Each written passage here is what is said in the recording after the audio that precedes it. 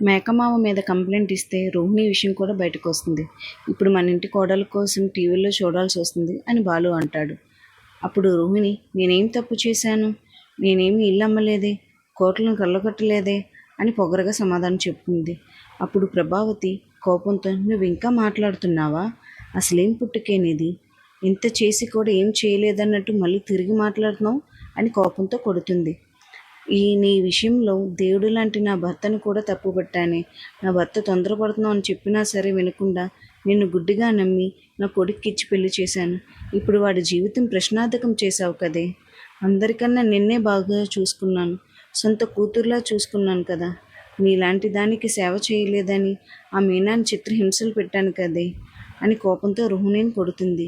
Meena and అలాగే ఇంట్లో వాళ్ళు తనని ఆపడానికి ట్రై చేస్తుంటే ప్రభావతి కోపంతో, నేనెవరిని, ప్రభావతిని, మోసపోయినా సరే నాదే పై చేయి ఉండాలి అని అంటుంది. ఇంక కోపంతో నువ్వు ఇంట్లో ఉండడానికి పనికిరావే అని బయటకు తోసేస్తుంది. అప్పుడు రోహిణి, నేను చెప్పేది వినండి అత్తయ్య అంటే, ఏం చెప్తావే, కనీసం కట్టుకున్న భర్తకు కూడా నువ్వు నిజం చెప్పాలనుకోలేదు కదే. కోర్టులో ఆస్తులు పోయాను అన్నా కూడా నాకు ఇంత బాధ కలిగేది కాదేమో, కానీ నిన్ను గుడ్డిగా నమ్మి నందుకు నువ్వు నన్ను మోసం చేశావే, అదే నేను తీసుకోలేకపోతున్నాను అని అంటుంది. నీకు ఈ ఇంట్లో ఉండే అర్హత లేదు, పోవే అంటుంది. అప్పుడు సత్యం, తను ఏదో చెప్దాం అంటుంది కదా, విందాం అంటుంది. తన తప్పులు కప్పుకోవడానికి ఇంకా అబద్ధాలు చెప్తుంది. ఇంకేది ఇంటి కోడలు కాదు, మనోజ్ భార్య కూడా కాదు అని అంటుంది. అంటే ఆ మాటకి మనోజ్ చెప్పాలి అంటాడు సత్యం. మనోజ్ అప్పుడు, అమ్మతో పాటు నేను కూడా మోసపోయాను, ఇంకా తనతో ఎలా కాపురం చేయాలి అంటాడు. విన్నావు కదా, ఇంకా బయటకు నడువు అని రోహిణిని బయటకు తోసేస్తుంది ప్రభావతి. రోహిణి చేసిన తప్పులకి విద్య బాధపడుతుంటే ఈలోపు రోహిణి అక్కడికి వస్తుంది. నీకు నూరేళ్ళే అని అంటుంది విద్య. నన్ను చంపేవే, నన్ను చంపే అని విద్య మీద కోపపడుతుంది రోహిణి. అప్పుడు విద్య, నువ్వు వెళ్ళిన పెళ్ళి మాణిక్యం వెళ్ళిన పెళ్ళి ఒకటేనే, అందుకే నీకు కాల్ చేస్తుంటే నువ్వు లిఫ్ట్ చేయలేదు అంటుంది. అప్పుడు రోహిణి ఏడుస్తూ, మాణిక్యం అంతా చెప్పేశాడే, నా మలేషియా నాటకం అంతా బయట పెట్టేశాడు అంటుంది. మీ అత్తయ్యకి నువ్వు అంటే ఇష్టం కదా, ఆస్తి లేనప్పుడు ఇష్టం ఎలా ఉంటుంది, మరి మరో ఏం అనలేదా అని అడుగుతుంది విద్య.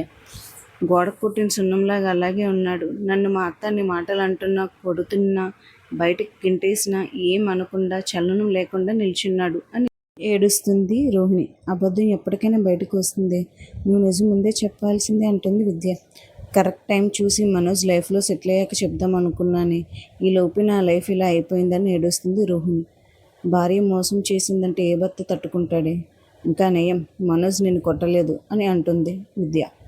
ఇంతకీ మలేషియా విషయం ఒకటే బయటకు వచ్చిందా, నీకు పెళ్ళయి కొడుకున్నాడని కూడా తెలిసిందా అని అడుగుతుంది. అది కూడా తెలిస్తే నా చావు పిలుపుకు నువ్వు వచ్చేదానివి అని అంటుంది రోహిణి. అయినా నేను ఆ ఇంటి పెద్ద కోడల్ని, అత్త తర్వాత నాకు ఆ ఇంట్లో అర్హత ఉంటుంది అని పొగరగా అంటుంది. ఇంత జరిగినా కూడా రోహిణి పొగరు తగ్గకుండా, ఎలా అయినా సరే ఆ ఇంట్లో అడుగు పెడతాను, అక్కడికి వెళ్తే నిన్ను చాలా దారుణంగా చూస్తారు కదా అని అంటుంది విద్య. అవునే, ఇంతకుముందు ఈ విషయం బయటకు వస్తుందని భయం ఉండేది, కానీ ఇప్పుడు అది పోయింది, నేను ఒక మూలను కూర్చొని ఏడను అని పొగరగా ఉంటుంది. కానీ చింటూ విషయం బయటకు వస్తే అని భయంగా ఉంటుంది విద్య. అందుకే ఇక మీదట అమ్మను ఎక్కువగా కలవను అని అంటుంది రోహిణి. మనోజ్ అండ్ మీనా రోహిణి చేసిన దానికి బాధపడుతుంటే అప్పుడు బాలు, దీనికి అంతటికీ మనోజే కారణం, మనోజే అంతా చేసుకున్నాడు, డబ్బుకు ఆశపడి వెనక ముందు ఆలోచించకుండా ఇలా చేసుకున్నాడు అని అంటుంది. ఈలోపు మనోజ్ మైండ్ డిస్టర్బ్ అయినట్టు మేడమెట్ల నుండి దిగొస్తూ ఉంటాడు. వాటర్ బాటిల్లో వాటర్ తాగి వాటర్ని చల్లగా ఉండని దీవిస్తాడు. అలా హాల్ మొత్తం తిరుగుతూ అన్నిటినీ దీవిస్తాడు. ఎవరూ లేకపోయినా హాయ్ హాయ్ అంటూ అందరినీ పలకరిస్తాడు. అలా వాటర్లో వాటర్ తాగుతూ హాల్ మొత్తం తిరుగుతూ ఉంటాడు. అప్పుడు బాలు వెళ్ళి ఒకటి కొడతాడు. అప్పుడు మనోజ్, నువ్వేంట్రా ఈ ఎడారిలో తిరుగుతున్నావు అని అంటాడు. అప్పుడు బాలు అండ్ మీనా అలాగే సత్యం రోహిణిని తీసుకురా అని అంటారు. తను మోసం చేసి వెళ్ళింది, ఇంక మేము ఎలా కలుస్తాం అని అంటాడు మనోజ్ బాధతో. తనతో మాట్లాడితే కదా తప్పు ఎక్కడ జరిగిందో తెలుస్తుందని సత్యం అంటే, తను తప్పు చేసే బయటకు వెళ్ళిందన్న అని మనోజ్ బాధగా అంటాడు. తను చేసిన మోసాలు తలుచుకుంటే బాధగా ఉంది. బాలు మాట్లాడడానికి ట్రై చేస్తుంటే, ఈ విషయంలో నువ్వు తల దోచకరా, ఇదంతా నీ వల్లే జరిగింది అంటాడు.